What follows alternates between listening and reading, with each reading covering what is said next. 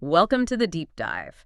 Today, we're going somewhere maybe a bit unexpected. We're looking at the Roman philosopher Seneca. Right, a figure many people feel they know quite well. Exactly, but this isn't your standard historical epic, no grand battles here. Instead, we're dissecting a pretty recent film that really stirred the pot.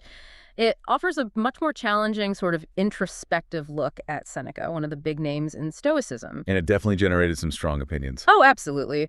Our source material for this deep dive is a really fantastic conversation. It was between Caleb Monteveros and Michael Tremblay on Stoa Conversations. They went deep analyzing the film Seneca on the creation of earthquakes. So our mission today, to pull out the most, well, surprising insights from their chat.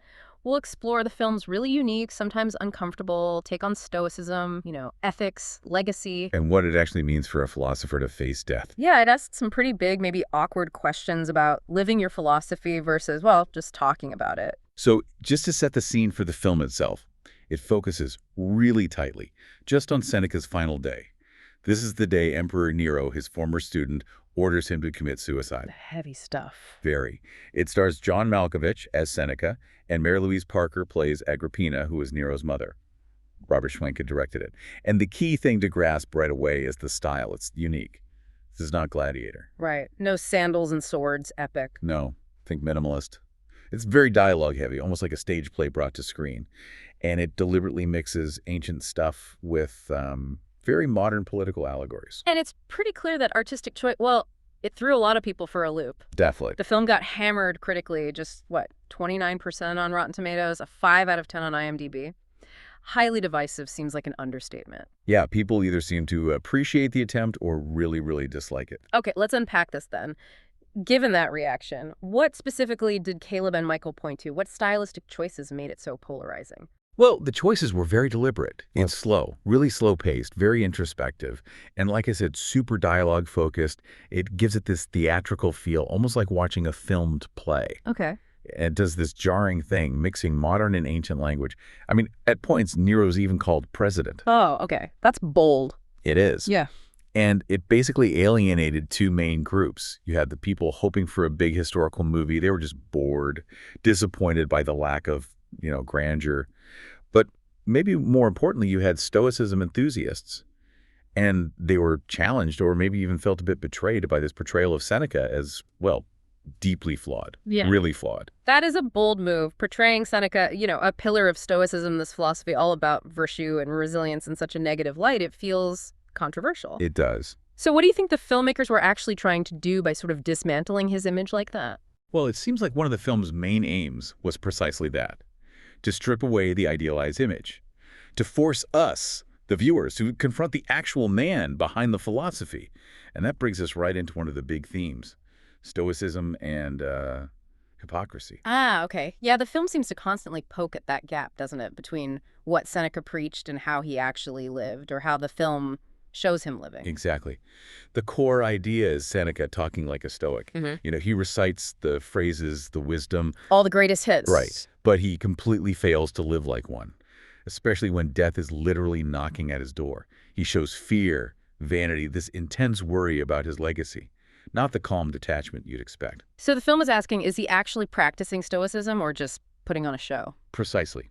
It paints this picture of him performing the ideal Stoic death, but underneath you see all these signs of deep insecurity.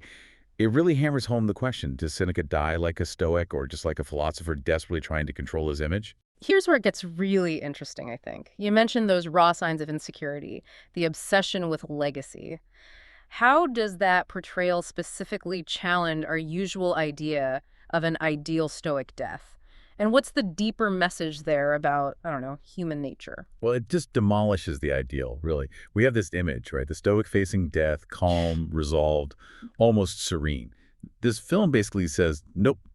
It shows Seneca knowing the script, knowing the lines, but faltering badly when it's his life on the line. It becomes less about some perfect Stoic ideal and more about the very human struggle, trying to live up to what you preach, especially under that kind of pressure. It's messy. Yeah, definitely sounds messy. And beyond his personal failings, Seneca's life is also deeply tied up with power, with politics. How does the film tackle that tension between Stoic ethics and, the grubby reality of politics? It definitely goes there. It shows Seneca trying to be this ethical guide for Nero, his former student, And fail. spectacularly failing, yeah. Yeah. Which, of course, leads to his banishment and then the suicide order. The film is really critical about whether you can be a true philosopher, dedicated to virtue, and also be a political insider, tangled up in all that compromise and power. So can you be both? What's the film's verdict? The film seems to lean heavily towards no. It suggests that the compromises required by power inevitably corrupt or undermine philosophical integrity. Wow. Okay, and there's one moment in the film, Caleb and Michael highlighted it too, that seems particularly disturbing. It really pushes this idea of performance and moral detachment to an extreme. Yes. You must mean the scene where Seneca stages his own play, Thyestes. That's the one. It's pretty shocking, right? It's incredibly grotesque. The play, as depicted in the film, involves actual human sacrifices. Slaves are killed right there on stage as part of the performance. What grief. Yeah, it's horrific. And it serves to just hammer home the film's critique. How philosophical performance, this pursuit of an idea, can become so detached from basic morality, it makes you question everything about his commitment. It's a truly brutal scene. Really makes you shudder about where detachment can lead. Okay, let's shift focus slightly and look closer at the characters. How does the film play fast and loose with historical facts to make these points? Oh, it takes significant liberties. Seneca himself, as played by Malkovich, comes across as intensely egotistical, obsessed with his image, manipulative, and his death isn't dignified. It's shown as cowardly, bitter, full of alienation. He tries to frame it like Socrates' death, but the film makes it clear he falls way short. And his wife, Paulina. Right. In the film, she dies with him. There's this implication she might have been coerced, or at least heavily influenced, maybe to help cement his legacy. But historically, Historically, it's different. Tacitus, the main Roman source, says she tried to die with him, but Nero ordered her saved, and she lived on. so the film deliberately chooses this darker path for her. Exactly. It's an artistic choice, seemingly to underscore Seneca's self-absorption or the destructive nature of his final performance. Then there's Lucilius the disciple. He has this really striking moment where he symbolically slaps Seneca. A slap. Wow. Yeah, it represents this rejection of the fake Stoicism, the intellectual posing. Yeah. He acts as a kind of moral counterpoint, a foil to Seneca's failure. The film also shows Seneca's friends, even his slaves, just abandoning him once the death order comes down. Ouch. It highlights how fragile his social standing really was, maybe how transactional those relationships were. So, summing that up, the film really diverges from Tacitus. Massively. Tacitus describes Seneca surrounded by friends, maintaining dignity despite, the botched suicide attempts.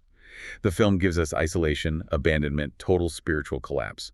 It's definitely, as Caleb and Michael called it, a cynical interpretation. More character study than historical account or tribute.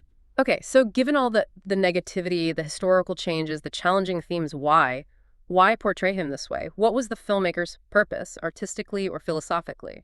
Well, it seems designed as a direct challenge, especially to admirers of Stoicism.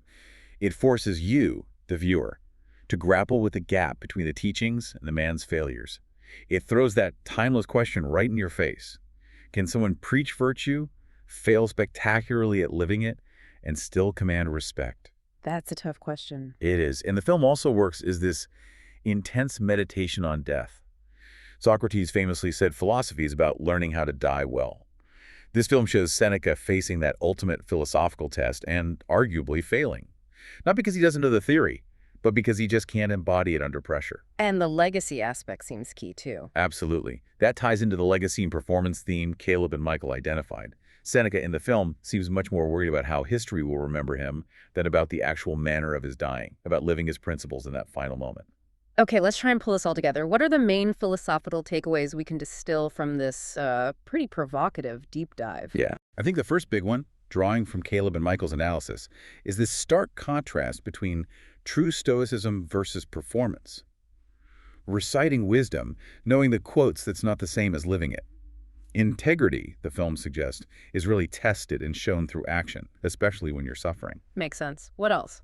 Second, the theme of friendship and loyalty, or maybe the lack thereof. When reputation crumbles, when power disappears, a lot of relationships get exposed as, well, purely transactional, not based on real connection. Another bleak view. A bit, yeah. And finally, it really reinforces this idea of death as the philosophical trial. Particularly for a Stoic, death is the ultimate test. And this film portrays Seneca as either outright failing that test or at best barely scraping through. It's It's a harsh verdict on his own philosophy and action. So what was the final verdict from Caleb Monteveros and Michael Tremblay on the film itself after their discussion? They found the subject, the ideas, incredibly rich intellectually, even if they felt the film itself was, artistically uneven. So interesting ideas, maybe not a perfect movie. Exactly. They appreciated the philosophical questions it raised, the challenges it posed, even if parts dragged or felt a bit long-winded. For them, it succeeded because it sparked deep thought, deep reflection, which you could argue is a kind of success on philosophical terms, even if it wasn't a cinematic masterpiece. That's a great way to put it. So this deep dive into Seneca's final hours, or at least the film's version of them, it really leaves us with a potent question for you, the listener, to chew on. When that ultimate test comes for any of us, is it our knowledge, what we know, that defines us? Or is it our ability to actually embody that knowledge, especially when maybe no one else is watching? Something to think about.